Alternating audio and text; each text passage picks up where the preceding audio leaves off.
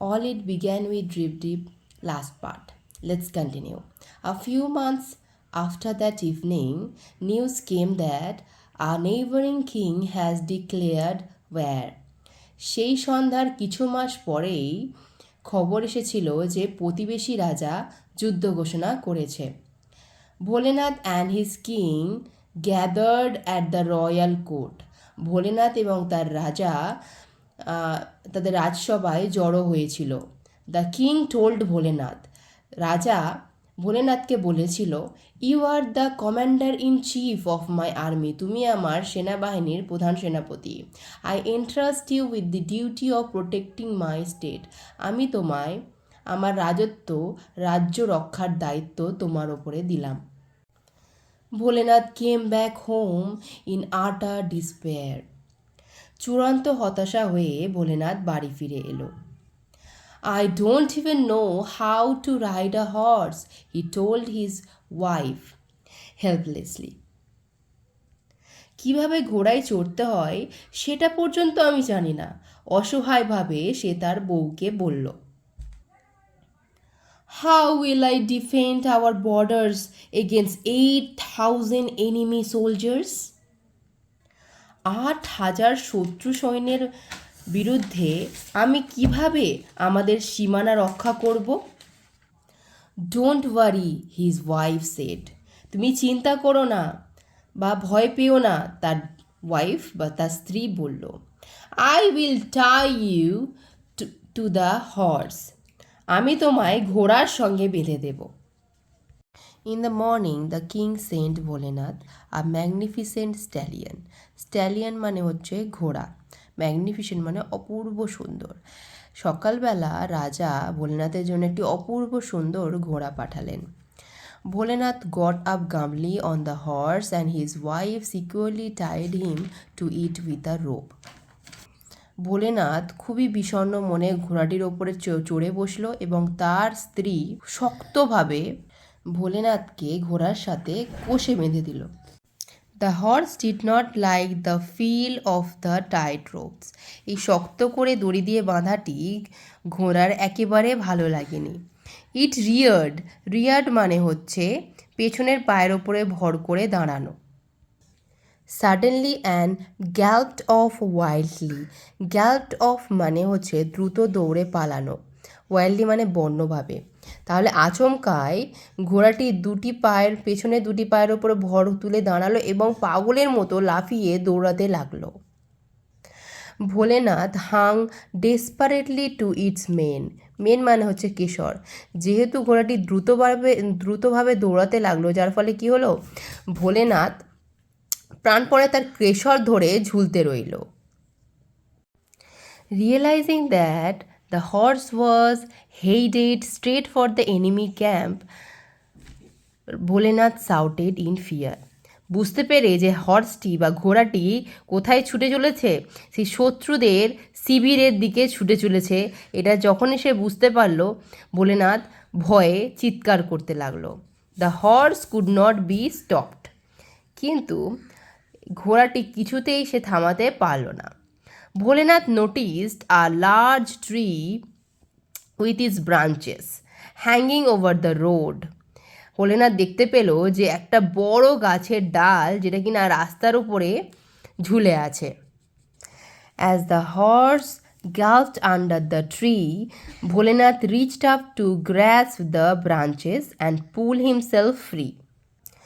ঘোড়াটি লাফাতে লাফাতে যেই সেই গাছের নিচে এলো, অমনি ভোলেনাথ নিজেকে মুক্ত করার জন্য উঁচু হয়ে গাছের ডালপালাটি ধরে ফেলল। But the branches broke away in his hands, কিন্তু ডালপালা ভেঙে তার হাতেই চলে এলো। তারপর কি হলো দেখো। The horse had entered the enemy camp, তারপরে কি হলো, ঘোড়াটি কোথায় প্রবেশ করলো, সেই শত্রুদের শিবিরে। তাহলে ঘোড়াটি শত্রুদের শিবিরে ঢুকে গেল। The enemy soldiers were astonished, শত্রুপক্ষরা অবাক হয়ে গিয়েছিল। To see a wild looking man, কি দেখে, একটা পাগলের মতো দেখতে একটা মানুষকে দেখে, tied to a fear stallion, যে কিনা এই হিংস্র ঘোড়াটির পিছনে বাঁধা আছে। ওয়েভিং ব্রাঞ্চেস এক্সাইটেডলি, যে কিনা উত্তেজনার সাথে এই গাছের ডালটিকে ঘুরিয়ে যাচ্ছে। Help help, Bholenath was shouting, Bholenath বাঁচাও বাঁচাও করে চেঁচাচ্ছিল। The enemy soldiers did not hear him, কিন্তু এই শত্রুপক্ষ তারা তার আওয়াজ শুনতে পায়নি, ভোলেনাথের আওয়াজ শুনতে পায়নি। They were greatly scared, enemy মানে শত্রুপক্ষগুলো খুবই ভয় পেয়ে গেছিল। This must be some great warrior come single handedly to defeat us, এইটা হয়তো কোনো বীর যোদ্ধা যে কিনা একা একাই আমাদের পরাজিত করতে এসেছে। The soldiers were overcome with fear, মানে হচ্ছে সৈন্যরা প্রচণ্ড ভয় পেয়ে গিয়েছিল। অ্যান্ড ইনস্ট্যান্টলি র্যান অ্যাওয়ে, এবং সঙ্গে সঙ্গে তারা পালিয়ে গিয়েছিল। উইদাউট পুটিং আপ আ ফাইট, কোনো যুদ্ধ না করেই তারা পালিয়ে গিয়েছিল, মানে শত্রুপক্ষরা। যে এই ভোলেনাথকে একটা হিংস্র ঘোড়ার ওপরে একা চড়তে দেখে ওরা ভেবেছিল যে এটা হয়তো বীর কোনো যোদ্ধা যে একাই আমাদের পরাজিত করতে এসছে। এটা ভেবে শত্রুপক্ষরা মানে যুদ্ধ না করেই তারা পালিয়ে গিয়েছিল। Soon the news of Bholenath's great victory spread, ভোলেনাথের এই বিশাল জয়লাভের খবর দ্রুত ছড়িয়ে পড়ল। Everyone was amazed that he had defended his state all by himself against 8,000 enemy soldiers. প্রত্যেকেই বিস্ময়ে অবাক হয়ে পড়ল এই ভেবে যে 8,000 সৈন্যের বিরুদ্ধে সে একা একাই লড়ে নিজের রাজ্যকে রক্ষা করেছে। The king awarded him in a public ceremony. The king awarded him in a public ceremony. রাজা তাকে জনসাধারণের উৎসবে পুরস্কৃত করলেন। Bholenath became a legend, Bholenath কিংবদন্তি হয়ে উঠল। It all had started with a drip drip. এই সমস্ত কিছু শুরু হয়েছিল ড্রিপ ড্রিপ দিয়ে। এটা খুব সুন্দর একটি স্টোরি। প্রথম পার্টে আমরা দেখেছি যে কীভাবে একটা টাইগার ঝড়ের সময় বেরিয়ে আসে এবং একটি বৃদ্ধ মহিলার কুঁড়ে ঘরের পাশে আশ্রয় নেয়, এবং কুঁড়ে ঘরের পাশে আশ্রয় নেয়, এবং যেহেতু বৃদ্ধ মহিলাটা একটু ইল টেম্পার্ড বা বদমেজাজি ছিলেন, তিনি কারণ তার ছাদের ওপর থেকে ড্রিপ ড্রিপ করে জলের ফোঁটা পড়ছিল এবং নানা রকম মন্তব্য করছিল, যেগুলো শুনে বাঘটি ভয় পেয়ে যায়। এবং সেই সময়ে ভোলেনাথ কুমোর বেরিয়ে আসে তার গাধার খোঁজে, এবং অন্ধকারে বাঘটিকে দেখে সে তার গাধা মনে করে। এবং সেকেন্ড পার্টে আমরা কীভাবে কি দেখেছিলাম যে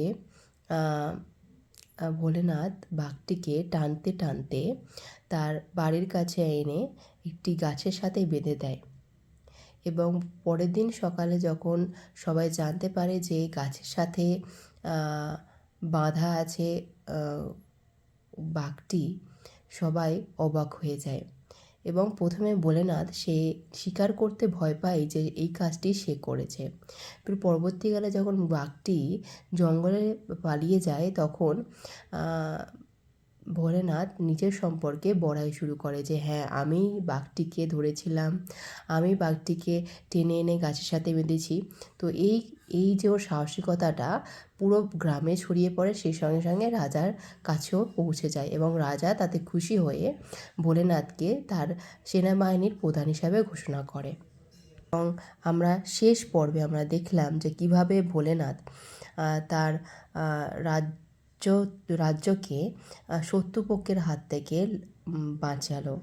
মানে এদিকে ও ঘোড়ার পিঠে চেপে সে ভয় পাচ্ছিল, কিন্তু অন্যদিকে শত্রুপক্ষ ভাবছিল যে কতটাই সাহসী, যে এত হিংসাত্মক ঘোড়ার পিছনে বসে একাই এসেছে আমাদের পরাজিত করতে। সেটা ভেবে শত্রুপক্ষরা পালিয়ে গিয়েছিল এবং যার কারণে তাদের দেশটি মানে যুদ্ধের হাত থেকে রক্ষা পেল এবং সবাই ভোলেনাথকে লেজেন্ড বা কিংবদন্তি হিসাবে ভাবতে শুরু করলো। এইগুলি সমস্ত কিছু শুরু হয়েছিল এই ড্রিপ দিয়ে।